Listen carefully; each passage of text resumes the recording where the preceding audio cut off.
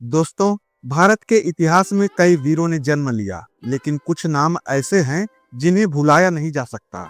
आज हम बात कर रहे हैं भारत की पहली महिला स्वतंत्रता सेनानी कित्तूर की रानी चेन्नम्मा की, जिन्होंने 1824 में अंग्रेजों के खिलाफ युद्ध छेड़ा।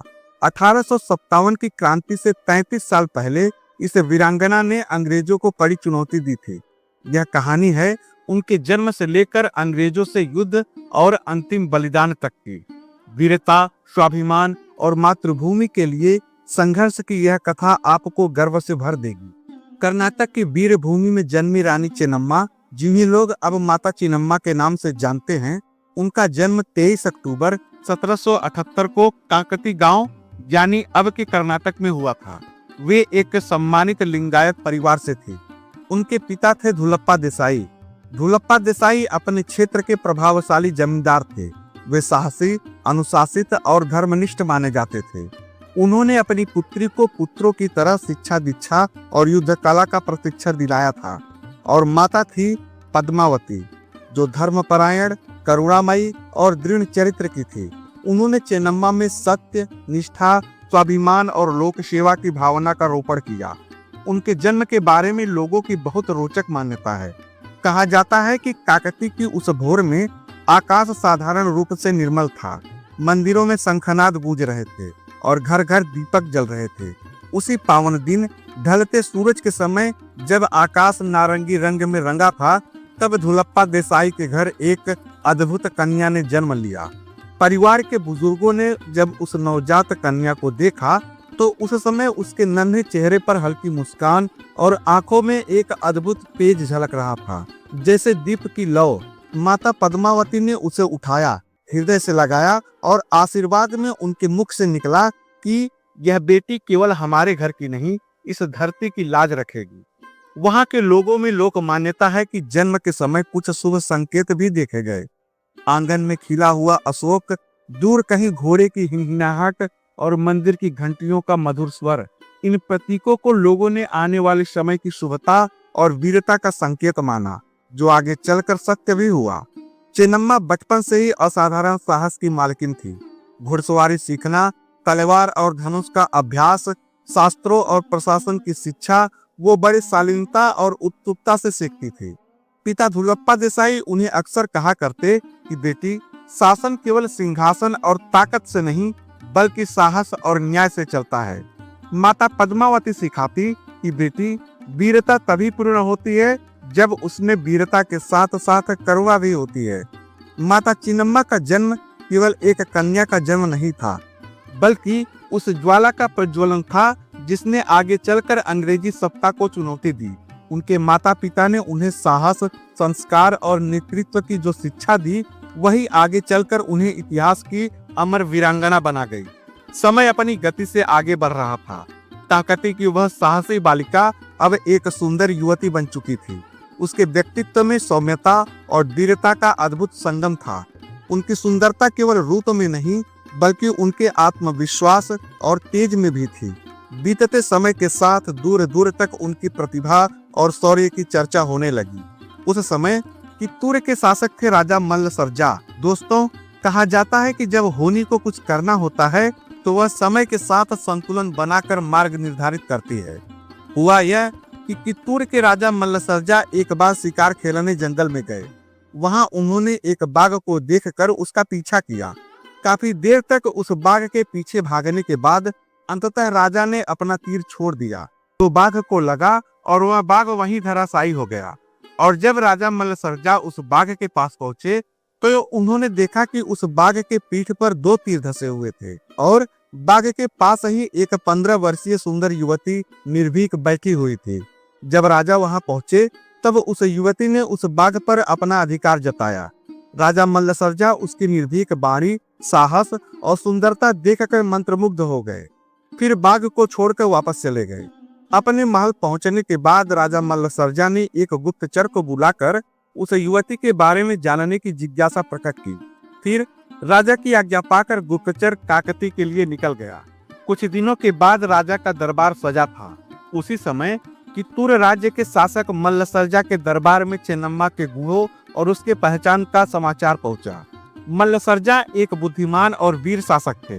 उन्होंने सुना कि काकती की वह सुंदर युवती घुड़सवारी और तलवारबाजी में निपुण है और साथ ही नीति और धर्म का ज्ञान भी रखती है। फिर क्या था, दरबार में विचार विमर्श हुआ और अंततः राजा के विवाह का प्रस्ताव काकती भेजा गया। जब यह संदेश धुलप्पा देसाई के घर पहुंचा तो वातावरण गर्व और आनंद से भर गया। माता पद्मावती की आंखों में खुशी के आंसू थे। उन्होंने अपनी पुत्री को गर्व से कहा कि बेटी, अब तुम्हें केवल एक घर नहीं बल्कि एक राज्य की जिम्मेदारी निभानी होगी। अब कित्तूर के शासक मल्लसर्जा और काकती के जमींदार धुलप्पा देसाई की पुत्री चेन्नम्मा का विवाह धार्मिक रीति रिवाज से तय कर दिया गया। कित्तूर और काकती दोनों ओर उत्सव का वातावरण था। मंदिरों में दीप जलाए गए, शंख और नगाड़ों की ध्वनि गूंज उठी। विवाह बड़े वैभव और परंपरा के साथ संपन्न हुआ। चेन्नम्मा अब कित्तूर की रानी बन चुकी थी। जब उन्होंने पहली बार कित्तूर की धरती पर कदम रखा तो लोगों ने फूल बरसाए। कित्तूर की जनता ने देखा कि नई रानी की आंखों में तेज और चेहरे पर आत्मविश्वास की चमक है। रानी बनने के बाद चेन्नम्मा ने केवल महल की शोभा बढ़ाने का कार्य नहीं किया, बल्कि दरबार में बैठकर शासन के कार्यों को समझना शुरू किया। वे प्रजा की समस्याएं सुनती, न्याय करती और सैनिकों के प्रशिक्षण में भी रुचि लेती थी। राजा मल्लसर्जा उनकी बुद्धिमत्ता से अत्यंत प्रसन्न थे। वे अक्सर कहते कि चेन्नम्मा, तुम केवल मेरी रानी नहीं, इस राज्य की शक्ति हो। राज्य में खुशी का माहौल था। राजा रानी के साथ कित्तूर की जनता भी नई रानी से प्रसन्न थी। परंतु किसी को क्या पता था कि कित्तूर का भाग्य कब और कहां करवट लेने वाला था। कुछ समय तक राज्य में सुख और शांति रही, परंतु भाग्य ने जल्द ही कठिन परीक्षा ले ली। राजा मल्लसर्जा का स्वास्थ्य गिरने लगा। राजवैद्यों ने बहुत कोशिश की, परंतु उनकी सारी कोशिश बेकार गई और अंततः उनका निधन हो गया। यह समाचार पूरे कित्तूर में शोक की लहर बनकर फैल गई। जैसे समय की काली घटाओं ने कित्तूर के भाग्य को कैद कर लिया। रानी चेन्नम्मा के सामने अब जीवन की सबसे बड़ी चुनौती खड़ी थी। एक राज्य जिसकी बागडोर अब उनके हाथ में थी। शोक के बीच भी उन्होंने साहस नहीं छोड़ा। उन्होंने स्वयं को संभाला और दृढ़ स्वर में प्रण किया कि जब तक मेरे भीतर प्राण है, कित्तूर की स्वतंत्रता और सम्मान पर कोई आंच नहीं आएगी। और यही वह क्षण था जब काकती की साहसी बालिका पूर्ण रूप से एक वीरांगना बन गई। कित्तूर राज्य शोक से उबर ही रहा था कि एक नई चिंता ने जन्म ले लिया। राजा मल्लसर्जा के निधन के बाद राज्य की बागडोर पूरी तरह रानी चेन्नम्मा के हाथों में आ गई थी। उनका एकमात्र पुत्र भी लंबी बीमारी के बाद असमय संसार छोड़ चुका था। राज्य की परंपरा और भविष्य को सुरक्षित रखने के लिए रानी ने एक बालक को गोद लिया, जिसका नाम था चिवलिंगप्पा। उन्होंने उसे उत्तराधिकारी घोषित कर दिया ताकि कित्तूर की गद्दी सुरक्षित रहे। उस समय भारत में ईस्ट इंडिया कंपनी का प्रभाव बढ़ता जा रहा था। अंग्रेजों ने दत्तक उत्तराधिकारी को मान्यता देने से इनकार कर दिया। उनका उद्देश्य स्पष्ट था, कित्तूर को अपने अधीन करना। इसी क्रम में मारवाड़ के अंग्रेज अधिकारी सेंट जॉन थैंकरे ने रानी को संदेश भेजा, दत्तक पुत्र को हम उत्तराधिकारी नहीं मानते, इसलिए कित्तूर राज्य कंपनी को सौंप दिया जाए। यह संदेश सुनकर दरबार में सन्नाटा छा गया, पर रानी की आंखों में भय नहीं, अग्नि की ज्वाला दहक उठी थी। फिर राज्य की तरफ से घोषणा करते हुए उन्होंने दृढ़ स्वर में कहा, कित्तूर हमारी मातृभूमि है, इसे किसी को नहीं सौंपेंगे। आज हमारे स्वामी, हमारे महाराज इस धरती को छोड़कर अमरलोक में जा चुके हैं। राज्य का सिंहासन हमने अपने दत्तक पुत्र को सौंप दिया है, परंतु अंग्रेजी अधिकारियों ने इसे मानने से इनकार कर दिया। विदेशी शासकों ने संदेश भेजा है कि हम अपना राज्य, अपनी धरती, अपनी अस्मिता उनके चरणों में समर्पित कर दे। वे समझते हैं कि एक स्त्री के हाथ में राज्य सिंहासन देखकर यह राज्य भयभीत हो जाएगा, परंतु उन्हें ज्ञात नहीं कि यह भूमि वीरों की जन्मभूमि है। यह मातृभूमि तलवार की धार पर मुस्कुराना जानती है। मैं इस राज्य की रानी आज आप सबके सम्मुख प्रतिज्ञा करती हूँ कि जब तक मेरी देह में रक्त की एक भी बूंद शेष है और जब तक मेरे हाथ में तलवार उठाने की शक्ति है, तब तक हम अपनी स्वतंत्रता नहीं खोएंगे। यह राज्य हमारे पूर्वजों की वीरता से सींचा गया है। हर कण में शहीदों का रक्त है, हर आकाश में हमारे स्वाभिमान की गूंज है। क्या हम इसे पराधीनता की बेड़ियों में जकड़ने देंगे? नहीं, कभी नहीं। यदि शत्रु हमारी सीमाओं की ओर बढ़ेगा तो उसे हमारे साहस की दीवार मिलेगी। यदि वह हमारी स्वतंत्रता छीनने का दुस्साहस करेगा तो उसे हमारे प्राणों की आहुति से बनी ज्वाला का सामना करना होगा। आज से हर युवक एक सैनिक और हर युवती एक दुर्गा है। खेतों में हल चलाने वाले हाथ अब तलवार भी थामेंगे। मंदिरों की घंटियां अब रणभेरी का स्वर बनेंगी। आओ हम सब मिलकर यह शपथ लें कि स्वतंत्रता हमारी श्वास है और श्वास छूट सकती है पर स्वतंत्रता नहीं।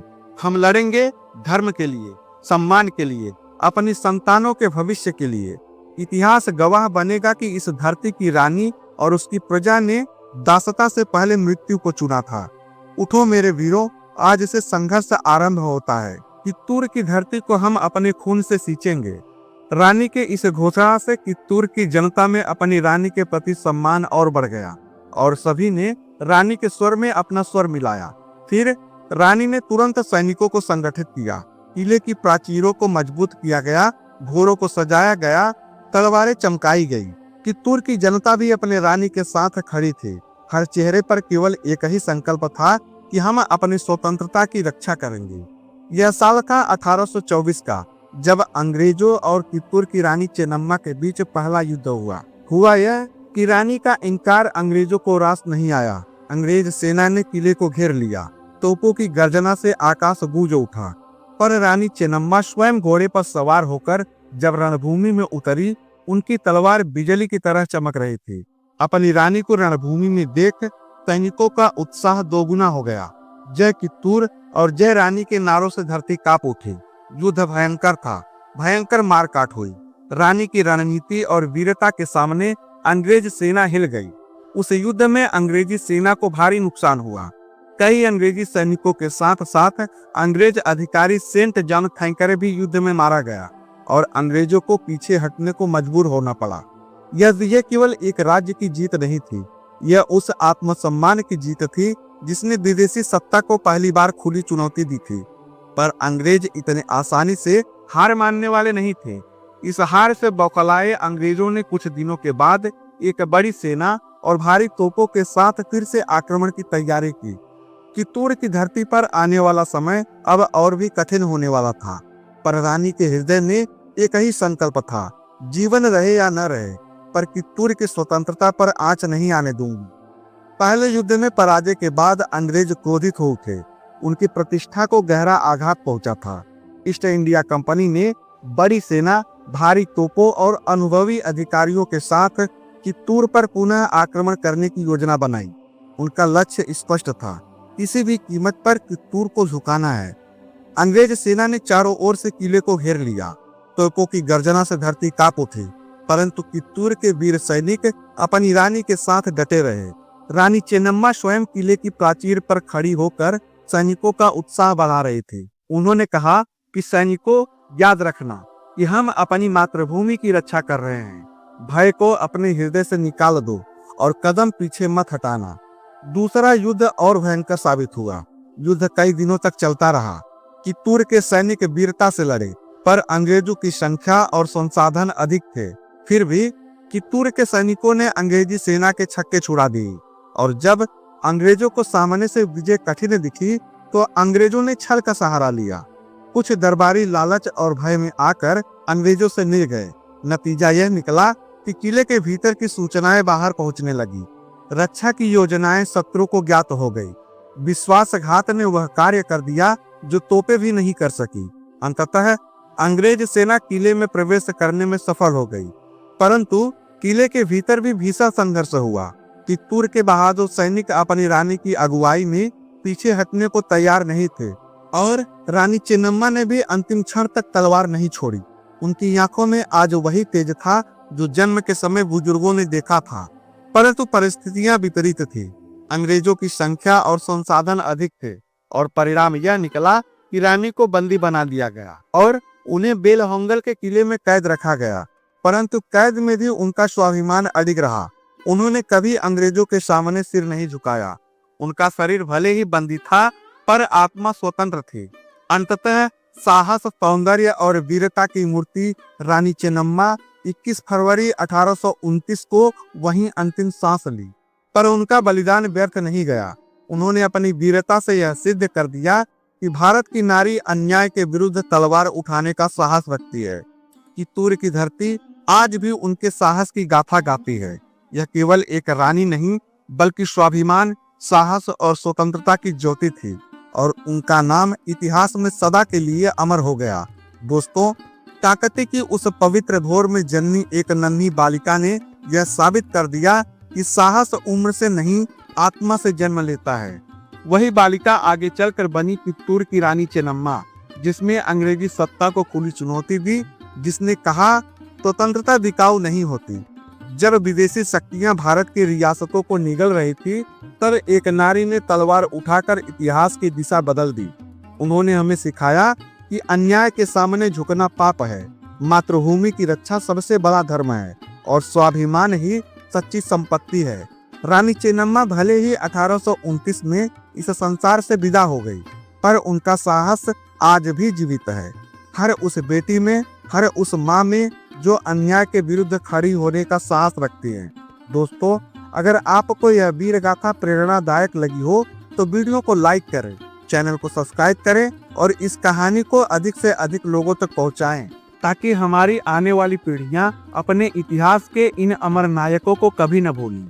जय भारत, जय वीरांगना रानी चेन्नम्मा की। धन्यवाद। जय हिंद।